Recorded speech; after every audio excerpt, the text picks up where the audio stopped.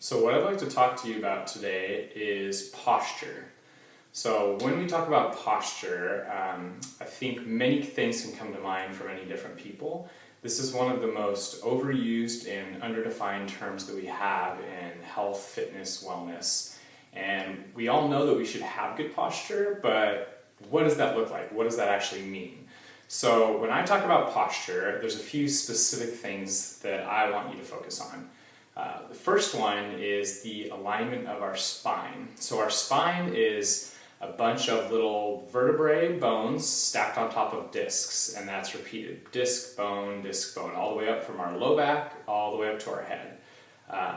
A lot of our daily life activities, whether that be work, whether that be being on a computer, texting, driving, all these things that we do tend to promote a forward posture position, which tends to round the spine and puts us in a position where our body relies on passive structures for support rather than using our muscles to keep us in a good alignment.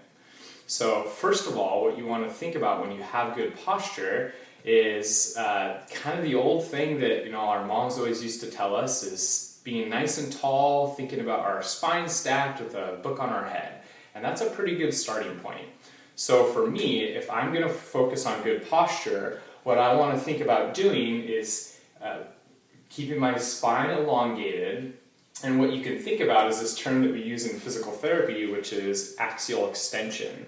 And really what that means is we're trying to correct this curvature of our cervical spine, our neck, that tends to go forward when we're working on the computer or driving or other life activities. And we can do that with a combination of two movements. So it's a slightly up and slightly back position. So what I like to tell people is pretend like your head is being pulled from a string, and then you're going to tuck your chin.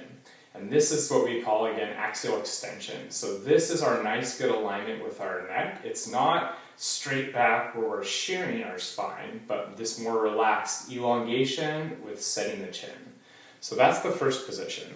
The second piece that's really important is addressing more our chest, our thoracic spine, as well as our shoulders. This is actually a cue that I like to give with my patients and friends, and it's something that I borrowed from powerlifter Chris Bell. And he uses this when he teaches bench pressing, and he should know. He holds, or did at one time, hold the world record for bench press. Really easy cue to do to align your chest, your shoulders, is what he describes as breaking a stick. So if we pretend like we have a stick in our hands and it's a really strong stick, what we want to do is snap that stick in half, and go ahead and try that a few times with me. If you look at me from the side angle, if I start out with kind of crummy posture and then I break my stick, you'll notice that my shoulders drop back and my shoulder blades come together. This is really important for a couple reasons. If we look at kind of a model here of the shoulder, our shoulder isn't just the one joint here that a lot of us think about for the shoulder. It's actually a combination of multiple bones and multiple joints and how they work together. So what tends to happen if this is my right shoulder and I'm at my desk at work all day, and I'm driving, and I start to adapt this forward position, what's happening inside my shoulder is I'm compromising this space that we need to have where all really important structures live. This is the supraspinatus tendon, which is one of our rotator cuff muscles, the bicep tendon that lives in front, and these surfaces that should have space when they move, they tend to, it's compromised when we take away that space with our poor posture. So by breaking the stick, getting our shoulders down and back, we're going to allow that shoulder to have the space that it needs. This is really important with the mechanics of the shoulder because the first 30 degrees of motion, whether that's straight in front or out to the side, is just what's happening at this joint here. This is the glenohumeral joint. After 30 degrees, we have this concept that we call scapulohumeral rhythm, which is just a fancy term for the scapula, shoulder blade, and the humerus, the arm bone here, to work together. So after that first 30 degrees, every 2 degrees the humerus moves, the scapula has to upwardly rotate 1 degree. And this kind of makes sense if you look at the mechanical model of it, because if we don't have this rotation, it pinches off those structures on the inside of the shoulder. So you can kind of see as my arm moves up, my shoulder blade rotates to allow this motion to happen. If I didn't have that rotation, again, I would pinch off, and this can oftentimes cause bicep irritation, rotator cuff impingement. This can turn into tendonitis, and it can start to break down the integrity of the tissue. It starts this snowball effect of bad things that we don't want for our shoulder. So again, to review, we want to start with nice tall posture, pulling our head from a string, tucking our chin. We want to break our stick, which is going to get our chest, our shoulders, and our shoulder blade in the right position. And that's going to help everything to work properly and avoid that mechanical irritation inside our shoulder joint. Now, the other piece that tends to get corrected when we make those adjustments is the thoracic spine, which is really just the part of our back from our lowest rib to the base of our neck. So after time of adapting these compensated shoulder positions, we start to become a little more rounded or kyphotic through this part of our spine. If this happens, and I can exaggerate here for demonstration purposes, but if I round my spine and I try to lift my arm up, it stops at that point, and that's because my shoulder blade can't rotate properly on my back. So if I start in this position and the only change that I make is straightening out my thoracic spine, this allows me to bring my shoulder through its full range of motion. Now, posture is a habit. Now, most of us, it's a habit that we're not really aware of. We adopt it from, the positions or circumstances that our life puts us in, and we rarely give it the second thought. Unfortunately, in my day, in my work, I see this all the time because there's so many problems that arise from poor posture and lack of awareness. So what I want you to do is to start to build new habits to create a better postural position.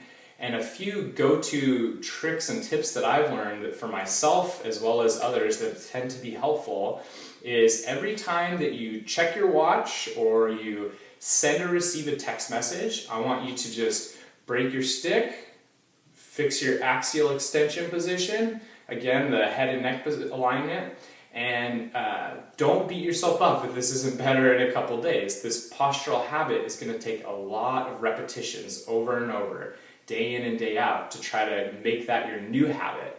But every time that you reset that, that's time now that at least we're not adding to this mechanical irritation and adding to this compensated postural position. Now, when we talk about habits, I think it's important to mention the key player in this habit formation, and that's really the neurological system. So when we practice something, there's that kind of quote that everyone talks about, practice makes perfect. And I think author Daniel Coyle of the book The Talent Code clears up that that's in fact not the case. What he says is practice makes permanent. And I think that's really true, especially when we think about our posture. When we're at work, we're sitting down, we're driving, we practice this compensated posture position all the time with our rounded shoulders and forward shoulders. So what we really want to do is practice proper posture, because that's what's going to make the change. That's what's going to make our permanent change. And in his book, he explains that when we're creating a skill or adopting a new habit, what we're doing is our brain is firing neurons. We're sending signals down to our body to create whatever motor pattern that needs to happen. And when we fire those neurons together, our body lays down myelin, and that actually creates a new physiology or a new pathway for those neurons to fire and go through. Myelin is the insulation that goes around our nerves, and you can kind of think about it like the electrical system in your house. If we have an exposed wire and we send that signal down, it's not very efficient. The sparks fly off and we lose some of that signaling. Well, similar things happening in our neurological system. So the more that we practice that, if we go back to our electrical model of the house, if we wrap that wire with some insulation or with rubber, something that's going to keep that signal in, we're going to have a much more efficient signal. And our body does that by laying down myelin, and that myelin now makes it a very efficient signal for that neurological pathway to go through. That's what we're trying to create here. We're trying to myelinate these neurological pathways that teach us what the good posture is. Once we build up enough repetitions, time after time of this, it's not going to be so challenging. You're not going to have to think about it so much throughout your day. Subtle reminders are still going to be valuable, but your body's going to recognize that that's the new position that we want to try to adopt, and that's going to be our new home.